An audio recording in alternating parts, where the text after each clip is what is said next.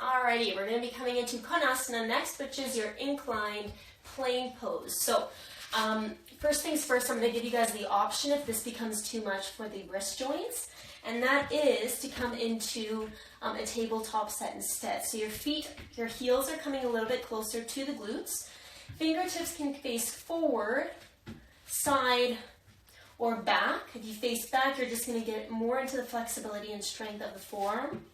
Whereas facing forward, you're just going to shift that and transition it to a different part of the arm, but you're still going to be firing up the entire arm, okay? So fingertips are spreading out nice and wide, and this one's nice and easy. As the hips lift up, be mindful that the knees don't go past the toes. Once you lift up the hips, step the feet out, and then from there, as you get that knee to heel alignment, you can squeeze the glutes and then take the hips a little bit higher. When you're coming into Konasana, which is your extended plane pose, you're just going to come into that reverse like plank position. So same idea, palms are directly underneath the shoulders. You're going to point the toes, just like a ballerina. And then from there, you're just going to lift the hips. Do the best that you can to keep the creases of the elbows facing the top ending of your mat.